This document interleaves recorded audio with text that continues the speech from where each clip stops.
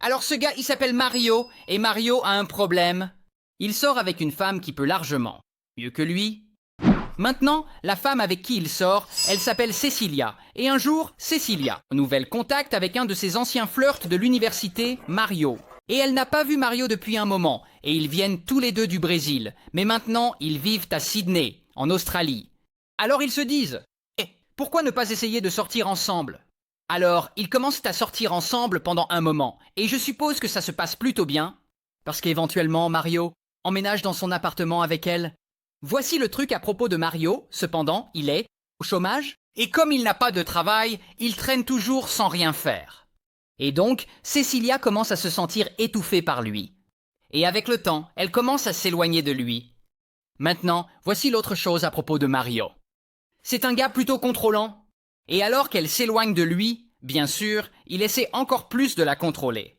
Genre, il vérifie toujours avec qui elle parle. Genre, tu parlais à qui? Parfois, il prend même son téléphone ou son ordinateur pour, genre, fouiller dans ses affaires. Et les amis de Cecilia, ils commencent à remarquer qu'elle n'est pas heureuse avec lui. Et elles lui disent « Ma fille, tu dois te débarrasser de ce gars !» Et finalement, elle se dit « Tu sais quoi? Tu as raison. » Et donc, elle y va et elle annonce à Mario que la relation ne fonctionne tout simplement pas pour elle.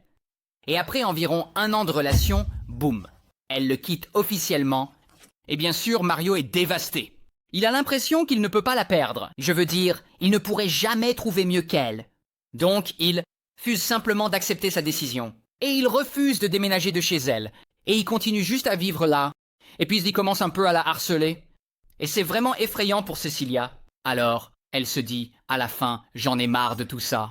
Et elle quitte son propre appartement. Et elle commence à passer la nuit chez ses amis ou à squatter dans des hôtels juste pour être loin de lui. Et enfin, après un certain temps à vivre tout ça, elle en a marre de son comportement bizarre et de harcèlement, et elle lui donne un ultimatum. Prends toutes tes affaires et fous le camp de mon appartement. Sinon... Et Mario, il ne prend pas bien ça. Genre, il n'est pas heureux, mais il se dit... D'accord? Et donc, il déménage, et tout semble enfin être résolu. Non, ce n'est pas ça. À un moment donné, Cecilia prend un vol de Sydney jusqu'à chez son amie, tout au bout à Perth. Donc, elle rend visite à des amis, et quand ils voient à quel point elle est stressée et anxieuse à cause de toute cette histoire avec Mario, ils se demandent pourquoi tu n'as pas signalé ce type bizarre à la police. Et bien sûr, Cecilia ne l'a pas signalé à la police. Maintenant, elle veut définitivement que Mario sorte de sa vie, mais elle est aussi une personne vraiment gentille. Elle n'est pas assez vindicative pour vouloir le mettre dans l'embarras ou le faire expulser au Brésil. Donc, elle ne l'a jamais signalé, mais ensuite, elle apprend d'une manière ou d'une autre que Mario vient de réserver un vol pour retourner à Rio de Janeiro. Alors elle se dit « Super, il déménage enfin ?» Il retourne à Rio, il sera hors du pays. Et enfin, après un long moment, elle se sent suffisamment en sécurité pour retourner dans son appartement. Voici le truc cependant, Mario a aucune intention de sortir de sa vie. En fait, il est allé en secret se faire faire une clé de rechange pour chez elle, pour qu'il puisse revenir quand il veut, avec ou sans son autorisation. Maintenant, c'est là que l'histoire devient sombre. À un moment donné, Mario contacte Cecilia sans prévenir et il lui dit qu'il quitte le pays pour de bon. Il retourne au Brésil et il lui demande si elle peut lui faire un tour jusqu'à l'aéroport. Et Cecilia se dit « Pff, non !» Mais ensuite, elle y pense un peu plus. Et elle veut vraiment le voir s'éloigner d'elle pour toujours. Et quelle meilleure façon de se sentir qu'il est vraiment sorti de sa vie pour de bon que de le voir monter dans un avion et s'envoler. Alors elle accepte à contre-cœur de le faire. Elle va lui faire un tour jusqu'à l'aéroport. Mais ensuite, la veille du vol de Mario, tout à coup, bam! Il se pointe juste devant la porte de son appartement et il dit « J'ai oublié mon passeport. Peux-tu me laisser entrer ?» Et Cecilia répond « Non, je ne te laisse pas entrer !» Et ça l'énerve, vraiment. Et il dit « Allez !» Et elle dit non. Et donc il attend autour de son immeuble pendant plusieurs heures et je ne sais pas s'il attend qu'elle sorte ou s'il attend qu'elle change d'avis. Mais elle ne change pas d'avis. Et finalement, il revient à sa porte d'entrée et utilise la clé qu'il a fabriquée pour entrer. Et dès qu'il passe la porte, Cecilia panique et commence à lui crier dessus, genre « Sors d'ici !» Et il dit « Eh bien, je veux juste te parler ou quoi que ce soit, dit-il. » Mais elle continue juste à lui crier dessus. Et c'est à ce moment-là que Mario craque. Et bam, il la saisit par le cou avec les deux mains et il serre aussi fort qu'il peut.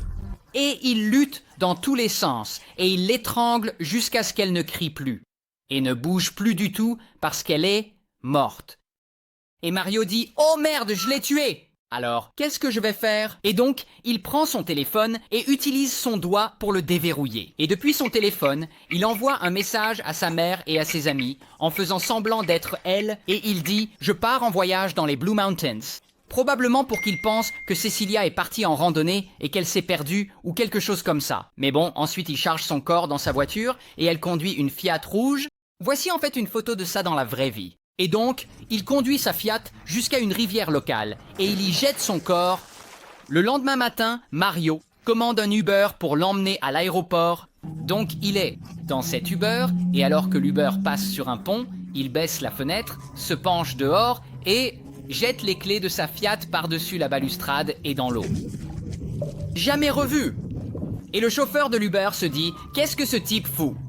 Mais peu importe, bientôt Mario est dans un avion. Et il vole de Sydney vers le Brésil, libre comme l'air. Après le meurtre qu'il vient de commettre, mais ensuite, de retour à la rivière locale, quelques kayakistes viennent juste de se mettre à l'eau. Et ils font du kayak, et ils voient quelque chose de suspect flotter. Genre, ça pourrait être un corps. Alors, ils appellent la police. Et la police arrive, et ils vérifient, et ils disent « Ouais, c'est un corps. » Et donc, le corps est identifié comme étant celui de Cecilia. Et la police, elle commence à enquêter sur toute cette affaire. Et assez rapidement, il identifie Mario comme le principal suspect. Parce que l'ex-petit ami est toujours le principal suspect. Et donc, ils commencent à rassembler toutes ces preuves et ils suivent la localisation de son téléphone portable à l'époque du meurtre. Et ils réussissent à le faire correspondre avec des images de vidéosurveillance. Et ils trouvent, en fait, des images de lui conduisant la Fiat rouge de Cecilia la nuit. Après qu'elle ait été assassinée, ils obtiennent aussi des images des caméras de surveillance de la maison de Mario. Ils trouvent des images de lui après le meurtre, marchant avec des chaussettes mouillées. En fait, si tu ralentis les images et que tu zoomes, tu peux voir les petites empreintes qu'il a laissées. Maintenant, évidemment, ses vêtements étaient mouillés parce qu'il venait de jeter un corps dans la rivière. En fait, les images montrent aussi qu'il arrive chez lui en train d'enlever tous ses vêtements et de les laver immédiatement. Parce que clairement, le gars essaye de nettoyer toutes les preuves. Mais bon, enfin, la police interroge le chauffeur Uber qui l'a conduit à l'aéroport ce jour-là. Et ce chauffeur Uber dit « Ouais, on traversait le pont et... » Le gars a baissé la vitre et il a jeté un trousseau de clés de voiture dans l'eau. C'était bizarre. Et donc, la police envoie des plongeurs et ça prend environ 3 semaines. Mais finalement, ils trouvent les clés de la Fiat rouge de Cecilia. Et donc, à ce stade, la police australienne sait que Mario est définitivement le tueur. Mais rappelle-toi, il n'est plus en Australie. Il est parti.